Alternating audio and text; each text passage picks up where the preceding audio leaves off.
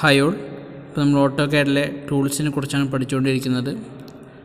Line, circle, poly line തുടങ്ങിയിട്ടുള്ള കമൻറ്റുകൾ നമ്മൾ പഠിച്ചു കഴിഞ്ഞു.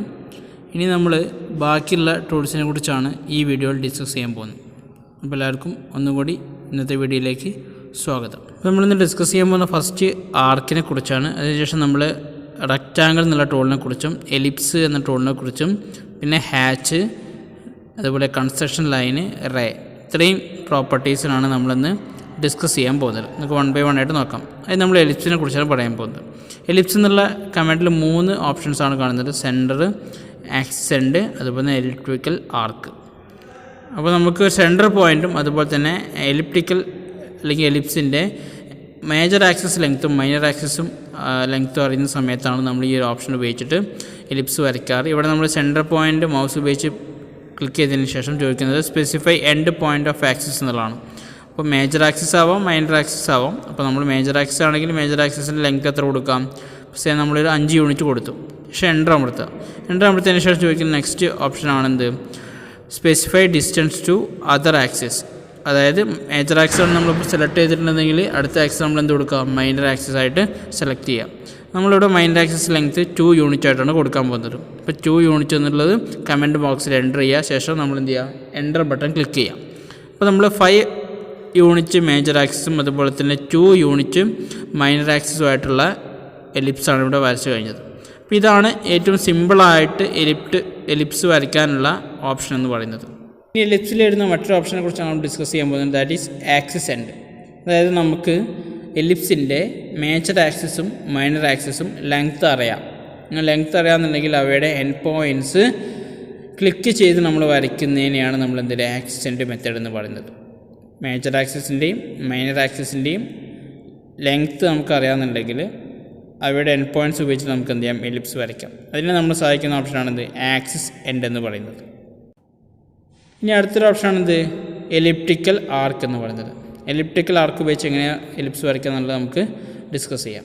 ഓക്കെ, അപ്പോൾ നമ്മൾ ആദ്യം എലിപ്റ്റിക്കൽ ആർക്ക് എന്നുള്ള ഓപ്ഷൻ ക്ലിക്ക് ചെയ്ത് കഴിഞ്ഞാൽ വരുന്ന കമൻറ്റ് ബോക്സിൽ specify axis end of elliptical arc എന്നുള്ളതാണ്.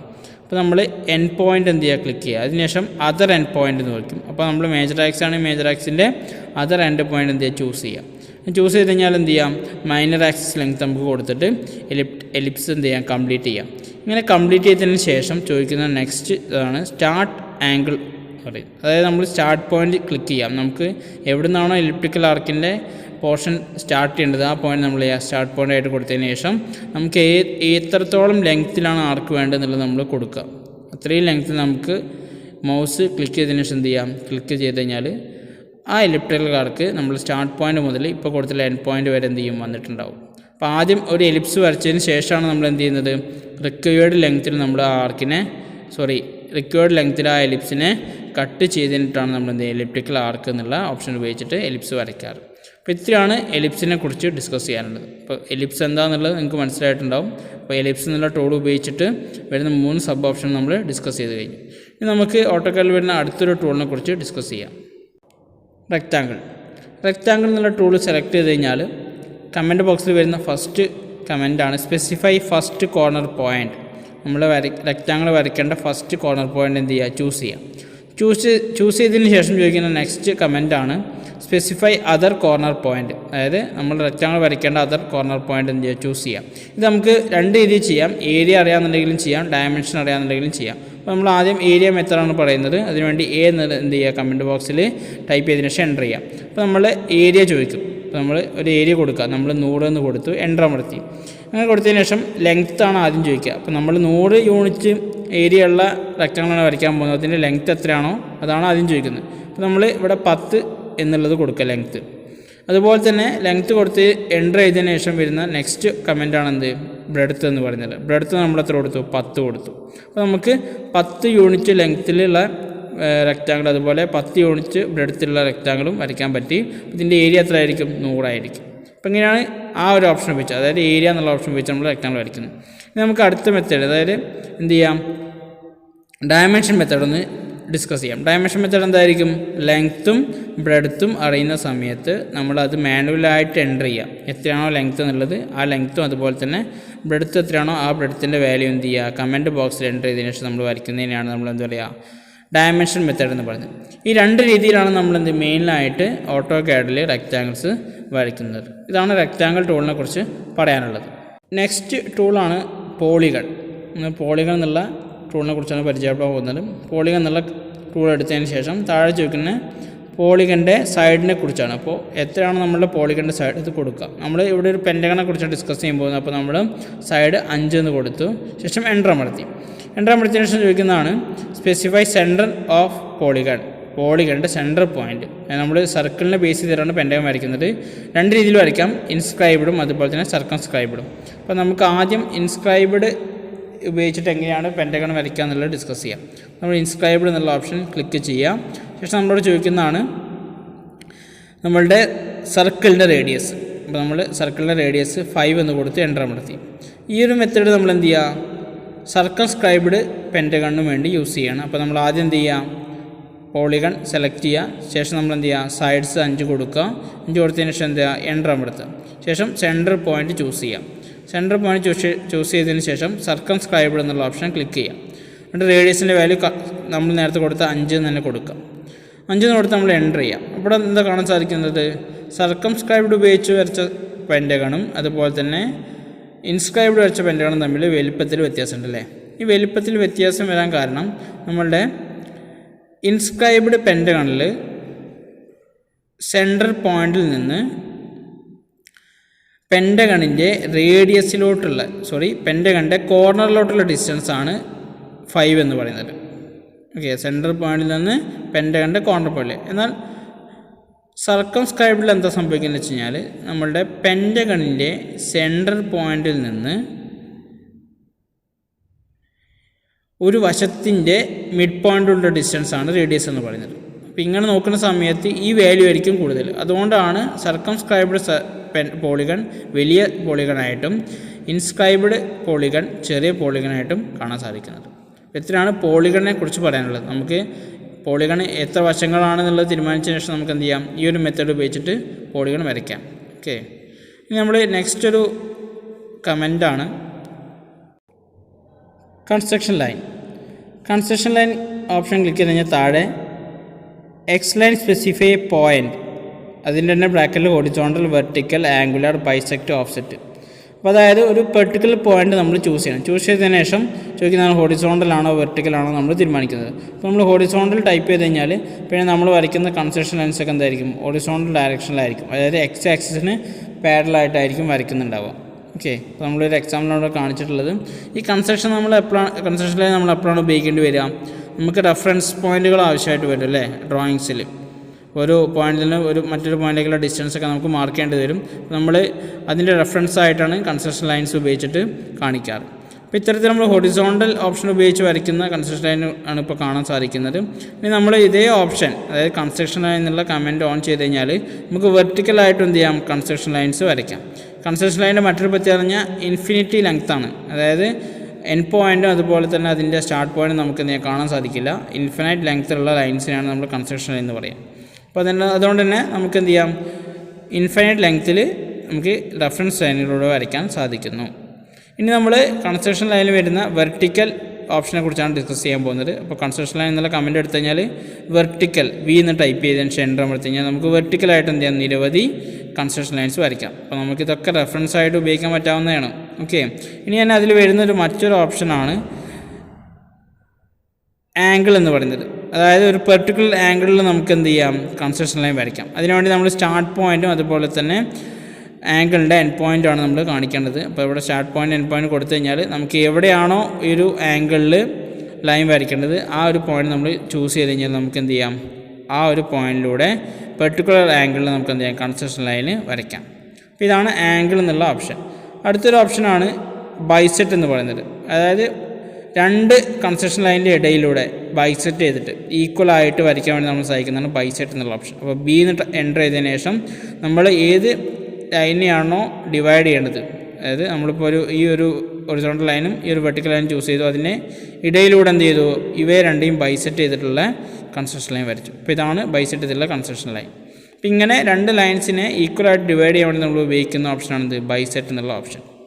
ഇനി കൺസ്ട്രക്ഷൻ ലൈനിൽ വരുന്ന മറ്റൊരു ഓപ്ഷനാണ് എന്ത്, ഓഫ്സെറ്റ് എന്ന് പറയുന്നത്. ഇപ്പോൾ O എന്നടിക്കുക, എൻ്റർ അമർത്തുക. ഓഫ്സെറ്റ് എന്ന് പറഞ്ഞാൽ എന്താണ്, ഒരു പെർട്ടിക്കുലർ ലൈനിൽ നിന്ന് പെർട്ടിക്കുലർ ഡിസ്റ്റൻസിൽ അതേ ഡയറക്ഷനിൽ, അതായത് പാരലാണെങ്കിൽ പാരലിൽ, അല്ല വെർട്ടിക്കലാണെങ്കിൽ വെർട്ടിക്കലായിട്ട് നമുക്ക് എന്ത് ചെയ്യാം, ലൈൻസ് വരയ്ക്കുന്നതിനാണ് നമ്മൾ ഓഫ്സെറ്റ് എന്ന് പറയുക. അപ്പോൾ നമ്മൾ അതിന് വേണ്ടിയിട്ട് ആദ്യം ചെയ്യേണ്ടത് ഏത് ലൈനിന് ഓഫ്സെറ്റ് ആണോ വരയ്ക്കേണ്ടത് ആ ലൈൻ ചൂസ് ചെയ്യുക. അതിന് ശേഷം ഏത് സൈഡിലോട്ടാണ്, അതിൻ്റെ റൈറ്റ് സൈഡാണെങ്കിൽ റൈറ്റ് സൈഡ്, ഡൗൺ സൈഡാണെങ്കിൽ ഡൗൺ സൈഡിലോട്ട് നമ്മൾ എന്ത് ചെയ്യാം, ഡയറക്ഷൻ ചൂസ് ചെയ്തതിന് ശേഷം എൻ്റർ അമർത്താം. അപ്പോൾ നമ്മൾ കൊടുത്ത ഡിസ്റ്റൻസിൽ എന്ത് ചെയ്യും, ഓഫ്സെറ്റായിട്ട് ആ പെർട്ടിക്കുലർ ലൈനിന് ലൈൻ വരന്നിട്ടുണ്ടാവും. അപ്പോൾ ഇങ്ങനെയാണ് ഓഫ്സെറ്റ് എന്നുള്ള കമൻറ്റ് ഉപയോഗിച്ച് നമ്മൾ എന്ത് ചെയ്യുക, ലൈൻ വരയ്ക്കുന്നത്. ലൈനല്ല, സോറി, കൺസ്ട്രക്ഷൻ ലൈൻ. അടുത്താണ് റേ എന്നുള്ള ഓപ്ഷൻ. റേ എന്ന് പറഞ്ഞു കഴിഞ്ഞാൽ കൺസ്ട്രക്ഷൻ ലൈനിൻ്റെ ഒരു സബ് ഓപ്ഷനാണ്. അതായത് സ്റ്റാർട്ട് പോയിന്റ് നമുക്ക് ചൂസ് ചെയ്യാൻ പറ്റും, പക്ഷേ എൻഡ് പോയിന്റ് എന്താണ് നമുക്ക് അറിയില്ല. അപ്പോൾ ഇൻഫിനൈറ്റ് ലെങ്ത്തിൽ എൻഡ് പോയിന്റ് വരുന്ന ലൈൻസിനാണ് നമ്മൾ എന്താ പറയുക, കൺസ്ട്രക്ഷൻ ലൈൻ എന്ന് പറയുന്നത്. അപ്പോൾ നമുക്ക് പറഞ്ഞ പോലെ തന്നെ ഹൊറിസോണ്ടലായിട്ടും വെർട്ടിക്കലായിട്ടും ആംഗുലാറായിട്ടൊക്കെ എന്ത് ചെയ്യാം, കൺസ്ട്രക്ഷൻ ലൈൻസ് വരയ്ക്കാവുന്നതാണ്. അതായത് കൺസ്ട്രക്ഷൻ ലൈനിൻ്റെ അതേ ഉപയോഗം തന്നെയാണ്. പക്ഷേ ഇവിടെ നമുക്ക് എന്ത് ചെയ്യാം, സ്റ്റാർട്ട് പോയിന്റ് കാണാൻ സാധിക്കും, പക്ഷേ എൻഡ് പോയിന്റിനെ കുറിച്ച് നമുക്ക് എന്ത് ചെയ്യാൻ പറ്റില്ല, പെർട്ടിക്കുലറായിട്ട് സ്പെസിഫൈ ചെയ്യാൻ പറ്റില്ല. ഇതാണ് റേ എന്നുള്ള കമൻറ്റ്. ഈ നെക്സ്റ്റ് ഓപ്ഷനാണ് ഹാച്ച് എന്ന് പറയുന്നത്. നമ്മൾ ഡ്രോയിങ്സിലൊക്കെ സെക്ഷൻ വരയ്ക്കുന്ന സമയത്ത് സെക്ഷൻ ഡിനോട്ട് ചെയ്യാൻ നമ്മൾ ഹാച്ചിങ് ഉപയോഗിക്കാറുണ്ട് അല്ലേ. അപ്പോൾ ഹാച്ച് എങ്ങനെ ചെയ്യുന്നത് എന്നുള്ളതാണ് ഇനി നമ്മൾ ഡിസ്കസ് ചെയ്യാൻ പോകുന്നത്. അപ്പോൾ അതിനുവേണ്ടി ആദ്യമായിട്ട് നമ്മളൊരു സർക്കിളും അതുപോലെ തന്നെ റെക്റ്റാങ്കിളും വരച്ചു. ഈ റെക്റ്റാങ്കിളും സർക്കിളും ഉപയോഗിച്ചാണ് നമ്മൾ ഹാച്ചിനെ പരിചയപ്പെടാൻ പോകുന്നത്. അപ്പോൾ ഹാച്ച് എന്നുള്ള കമൻറ്റ് ഓൺ ചെയ്ത് കഴിഞ്ഞാൽ നിങ്ങൾക്ക് അവിടെ പിക്ക് പോയിൻറ്റ്സ് എന്നുള്ള ഓപ്ഷൻ കാണാം. പിക്ക് പോയിൻ്റ് എടുത്തിട്ട് നമുക്ക് എന്ത് ചെയ്യാം, ഹാച്ച് ചെയ്യാം. നമ്മൾ പിക്ക് പോയിൻ്റ് എടുത്ത ശേഷം നമ്മൾ ഈ ഒരു റീജിയൻ സെലക്ട് ചെയ്തു. അപ്പോൾ നമ്മൾ ഓരോ റീജിയൻ അനുസരിച്ചാണ് നമ്മൾ സെലക്ട് ചെയ്യുന്നതെങ്കിൽ നമുക്ക് പിക്ക് പോയിൻറ്റ്സ് ആണ് ഉപയോഗിക്കാം, അല്ലെങ്കിൽ നമുക്ക് ഒബ്ജക്റ്റാണ് സെലക്ട് ചെയ്യാം. അപ്പോൾ അത് നമ്മൾ പിക്ക് പോയിൻറ്റ്സ് എടുത്തു, എന്നിട്ട് പിക്ക് ചെയ്തു, ഈ ഒരു റീജിയൻ പിക്ക് ചെയ്തു. എന്നിട്ട് നമ്മൾ എൻ്റർ ചെയ്ത് കഴിഞ്ഞാൽ നമ്മളുടെ പാറ്റേൺ ഏതാണോ ചൂസ് ചെയ്തിട്ടുള്ളത്, മേലെ കാണാം പാറ്റേൺ, ആ പാറ്റേൺ ഏതാണോ അതിനനുസരിച്ചുള്ള ഹാച്ചിങ് എന്ത് വരും, നമുക്ക് ഓരോ റീജിയനിലും കൊണ്ടുവരാൻ സാധിക്കും.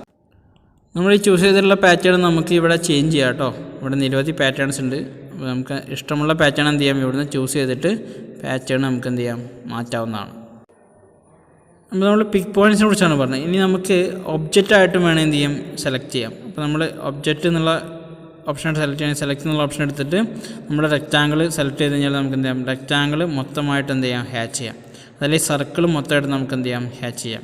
ഇതാണ് സെലക്ട് ഓപ്ഷൻ. അതായത് ഒരു ഒബ്ജക്റ്റിനെ മൊത്തത്തിൽ നമുക്ക് എന്ത് ചെയ്യാൻ, ഹാച്ച് ചെയ്യാൻ വേണ്ടിയാണ് നമ്മൾ സെലക്ട് എന്നുള്ള ഓപ്ഷൻ ഉപയോഗിക്കുന്നത്.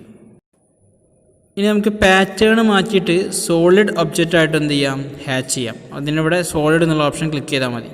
നമ്മൾ ഏതാണോ നമ്മുടെ കളറ്, ആ കളർ നമുക്ക് താഴെ ചൂസ് ചെയ്യാം. യൂസ് കളർ എന്നുള്ള ഓപ്ഷനിൽ കളർ ചൂസ് ചെയ്തിട്ട് ആ കളറിൽ നമുക്ക് എന്ത് ചെയ്യാം, സോളിഡായിട്ട് എന്ത് ചെയ്യാം, ഒബ്ജക്റ്റിനെ ഹാച്ച് ചെയ്യാം. ഓക്കെ, ഇതാണ് സോളിഡ് എന്നുള്ള ഓപ്ഷൻ. ഇവിടെ നിന്ന് നമുക്ക് ഗ്രേഡിയൻറ്റും അതുപോലെ തന്നെ പാറ്റേൺ എന്ത് ചെയ്യുക, ഇൻ്റർചേഞ്ച് ചെയ്യാനൊക്കെ സാധിക്കും. അപ്പോൾ ഈ ഒരു ഓപ്ഷനെ കുറിച്ച് മനസ്സിലാക്കി വയ്ക്കുക. ഡീറ്റെയിലായിട്ട് പിന്നെ നമ്മൾ പഠിക്കും. ഇവിടെ നിന്ന് നമുക്ക് പാറ്റേണിൻ്റെ കളറും ഇവിടെ മാറ്റാം കേട്ടോ. റെഡ് കളറാണെങ്കിൽ റെഡ് കളർ, ഏതാണ് നമ്മളുടെ കളർ വേണ്ടത് വെച്ച് കഴിഞ്ഞാൽ അതനുസരിച്ച് നമുക്ക് എന്തെങ്കിലും ചൂസ് ചെയ്യാം.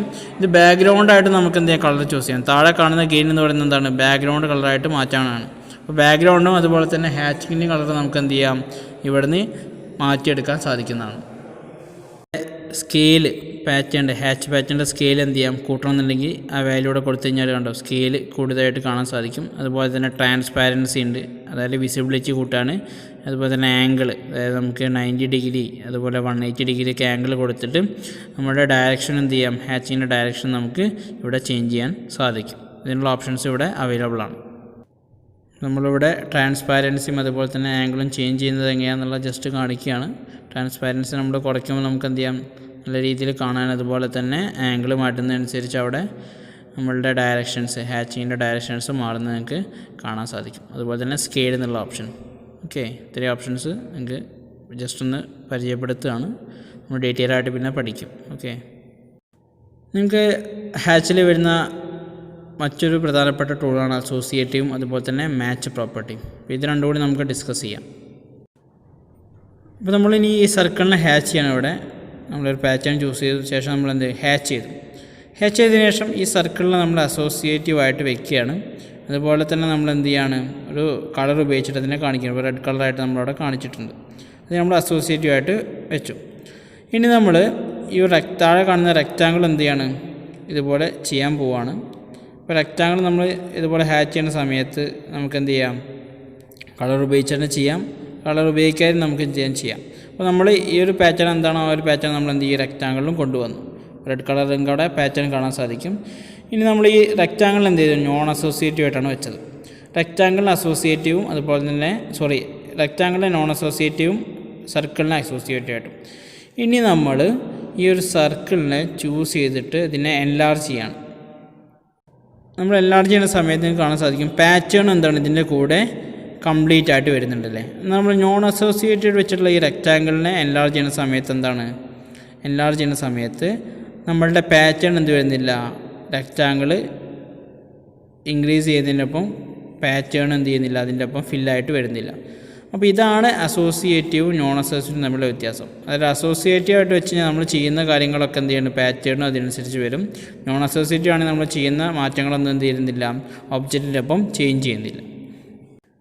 ഇവിടെ സെറ്റ് ഒറിജിൻ എന്നുള്ള ഓപ്ഷൻ കാണാം അല്ലേ. അതായത് നമ്മൾ ഒരു പെർട്ടിക്കുലർ പോയിൻ്റ് ചൂസ് ചെയ്യുകയാണെങ്കിൽ ആ പോയിൻറ്റിനെ ഒറിജിനാക്കി വെച്ചുകൊണ്ട് നമ്മളുടെ പാറ്റേണിൻ്റെ ഷേപ്പ് മാറ്റാൻ വേണ്ടിയാണ് സെറ്റ് ഒറിജിൻ എന്ന് പറയുന്നത്. അപ്പോൾ നമ്മൾ ഈ ഒരു കോർണർ പോയിൻ്റ് റെക്റ്റാങ്കിൾ ഈ ഒരു കോർണർ പോയിൻ്റ് ഒറിജിനായിട്ട് സെറ്റ് ചെയ്ത് കഴിഞ്ഞാൽ ആ ഒരു പോയിൻ്റ് ബേസ് ചെയ്തിട്ട് എന്ത് ചെയ്യും, നമ്മളുടെ പാറ്റേൺ മാറിയിട്ടുണ്ടാവും. അപ്പോൾ ഇതാണ് സെറ്റ് ഒറിജിൻ എന്നുള്ള ഓപ്ഷൻ.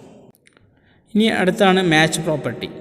അതായത് നമ്മൾ ഒരു ഒബ്ജക്റ്റിൻ്റെ ഹാച്ചിങ് പ്രോപ്പർട്ടിയെ മറ്റൊരു ഒബ്ജക്റ്റിൻ്റെ പ്രോപ്പർട്ടിയിലോട്ട് മാറ്റാൻ വേണ്ടിയിട്ട്, അതായത് മാച്ച് ചെയ്യിക്കാൻ വേണ്ടി നമ്മൾ ഉപയോഗിക്കുന്ന കമൻ്റാണ് എന്ത്, മാച്ച് പ്രോപ്പർട്ടി എന്ന് പറയുന്നത്. ഇതാണ് നമ്മൾ ഏത് ഒബ്ജക്റ്റിലോട്ടാണോ നമ്മളുടെ പാറ്റേൺ മാച്ച് ചെയ്യേണ്ടത് ആ ഒബ്ജക്റ്റ് സെലക്ട് ചെയ്തതിന് ശേഷം നമുക്ക് ഏത് ഒബ്ജക്റ്റിൻ്റെയാണോ കോപ്പി ചെയ്യേണ്ടത് ആ ഒബ്ജക്റ്റിൻ്റെ കോപ്പി ചെയ്തതിന് ശേഷം എന്ത് ചെയ്യാം, നമ്മളുടെ പുതിയ ഒബ്ജക്റ്റിൽ വന്നിട്ട് പേസ്റ്റ് ചെയ്യാം. ഓക്കെ, ഇങ്ങനെയാണ് നമ്മൾ മാച്ച് ചെയ്യുന്നത്. നമ്മൾ കമൻറ്റ് ബോക്സിൽ വരുന്നതായിരിക്കും പിക്ക് ഇൻറ്റേർണൽ പോയിൻറ്റ്. അപ്പോൾ നമ്മൾ എന്ത് ചെയ്യുക, ഹാച്ച് ചെയ്യേണ്ട ഒബ്ജക്റ്റിൻ്റെ ഇൻറ്റേർണൽ പോയിൻറ്റ് സെലക്ട് ചെയ്യുക. സെലക്ട് ചെയ്തതിന് ശേഷം സെലക്ട് ഒബ്ജക്റ്റ്, നമുക്ക് കോപ്പി ചെയ്യേണ്ട ഒബ്ജക്റ്റിൻ്റെ ഹാച്ച് സെലക്ട് ചെയ്തതിന് ശേഷം പേസ്റ്റ് ചെയ്യാം. ഓക്കെ, ഇൻസൈഡ് റീജിയൻ സെലക്ട് ചെയ്തിട്ട് പേസ്റ്റ് ചെയ്യാം. അങ്ങനെയാണ് മാച്ച് പ്രോപ്പർട്ടി എന്നുള്ള കമൻറ്റ് വർക്ക് ചെയ്തത്. ഓക്കെ, അപ്പോൾ നമ്മൾ ഹാച്ചിങ്ങിനെ കുറിച്ച് ഡിസ്കസ് ചെയ്തത്. ഹാച്ചിങ്ങിൽ വരുന്ന രണ്ട് ഓപ്ഷൻസ് പാറ്റേണും സോളിഡിനെ കുറിച്ച് ഡിസ്കസ് ചെയ്തു. മറ്റൊരു ഓപ്ഷൻ കൂടി ഉണ്ട്, ദാറ്റ് ഈസ് ഗ്രേഡിയൻറ്റ്. അപ്പോൾ പാറ്റേണിൻ്റെ ഇവിടെ ഗ്രേഡിയൻറ്റ് എന്നുള്ള ഓപ്ഷൻ കാണാം. ഗ്രേഡിയൻറ്റ് ക്ലിക്ക് ചെയ്ത് കഴിഞ്ഞാൽ പാറ്റേണിൽ നിരവധി ഗ്രേഡിയൻറ്റ് പാറ്റേൺ നമുക്ക് കാണാം. അതിൽ തന്നെ സെൻറ്റേർഡ് എന്നുള്ള ഓപ്ഷൻ ഉണ്ട്. നമ്മൾ ഒരു പെർട്ടിക്കുലർ ഗ്രേഡിയൻറ്റ് സെലക്ട് ചെയ്ത് സെൻറ്റേർഡ് ഓൺ ആണെങ്കിൽ നമ്മുടെ ആ കളർ എന്ത് ചെയ്യും, സെൻറ്റേർഡ് ആയിട്ട് വരുന്നത് കാണാൻ സാധിക്കും. നോൺ സെൻറ്റേർഡ് ആക്കുകയാണെങ്കിൽ കളർ എന്താവും, വൈഡായിട്ട് പോയിട്ടുണ്ടാവും.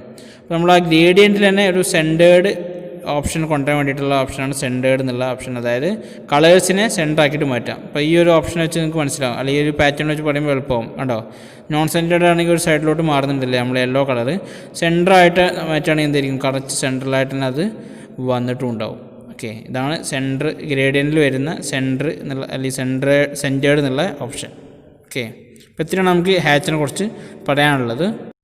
അവസാനമായിട്ട് വരുന്നൊരു ടൂളാണ് ആർക്ക് എന്ന് പറയുന്നത്. ആർക്കിൽ കുറേ ഓപ്ഷൻ 11 ഓപ്ഷനുകളുണ്ട്. നമ്മൾ സാധാരണ ഉപയോഗിക്കുന്ന ഓപ്ഷനെ കുറിച്ചാണ് നമ്മൾ ഡിസ്കസ് ചെയ്യാൻ പോകുന്നത്.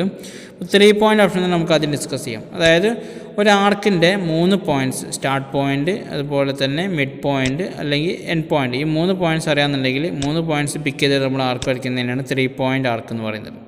ഓക്കെ, ഇനി അതല്ല നമുക്ക് സ്റ്റാർട്ട് പോയിൻ്റ് അറിയാം, അതായത് സെൻറ്റർ അറിയാം, എൻഡ് പോയിൻ്റ് അറിയാം. അപ്പോൾ നമുക്ക് അങ്ങനെയും വരയ്ക്കാം. സ്റ്റാർട്ട് ചെയ്യുക, സെൻറ്റർ പോയിൻ്റ് പിക്ക് ചെയ്യുക, ശേഷം എൻഡ് പോയിൻറ്റും പിക്ക് ചെയ്യാം. അപ്പോൾ ഈ ഒരു സ്റ്റാർട്ട്, സെൻറ്റർ, എൻഡ് പോയിൻ്റ് എന്നുള്ള മെത്തേഡിൽ നമുക്ക് എന്ത് ചെയ്യാം, മാർക്ക് വരയ്ക്കാം. അതല്ലാന്നുണ്ടെങ്കിൽ നമുക്ക് എന്ത് ചെയ്യാം, നമ്മളിനി ജസ്റ്റ് സ്റ്റാർട്ട് അല്ലെങ്കിൽ സെൻറ്റർ, സ്റ്റാർട്ട്, ആംഗിൾ. അപ്പോൾ നമ്മൾ സെൻറ്റർ പോയിൻ്റ് ചൂസ് ചെയ്യുക, ശേഷം എന്ത് ചെയ്യുക, സ്റ്റാർട്ട് പോയിൻ്റ് ചൂസ് ചെയ്യുക. എന്നിട്ട് നമ്മൾ ആംഗിൾ എത്രയാണോ ആ ആംഗിളിൻ്റെ വാല്യൂ 180 ഡിഗ്രി കൊടുത്ത് നമ്മൾ എക്സാമ്പിൾ 180 ഡിഗ്രി കൊടുത്ത് എൻ്റർ അമർത്തി. അപ്പോൾ 180 ഡിഗ്രി നമ്മൾ ആർക്ക് വരഞ്ഞിട്ടുണ്ടാവും. അപ്പോൾ ആർക്കിൽ നമ്മൾ ഇത്രയും പോയിൻറ്റ്സ് മാത്രമേ ജസ്റ്റ് പറയുന്നുള്ളൂ. ബാക്കി നമുക്ക് ഡ്രോയിങ്സ് വരയ്ക്കുന്ന സമയത്ത് ഡീറ്റെയിൽ ആയിട്ട് തന്നെ പഠിക്കാം. അപ്പോൾ നമ്മൾ ടൂൾസിനെ കുറിച്ച്, അതായത് ഓട്ടോകാഡിൽ വരുന്ന ടൂൾസിനെ കുറിച്ച് പരിചയപ്പെട്ട് കഴിഞ്ഞു. ഇനി നമുക്ക് അടുത്ത ക്ലാസ്സിൽ ഡ്രോയിങ്ങിലോട്ട് കടക്കാം. ആ ഡ്രോയിങ്ങിലോട്ട് കടന്നതിന് ശേഷം നമ്മൾ മോഡിഫൈഡ് ടൂൾസിനെ കുറിച്ച് കൂടിയും പരിചയപ്പെടും. അപ്പോൾ അതെല്ലാവർക്കും നന്ദി, നമസ്കാരം.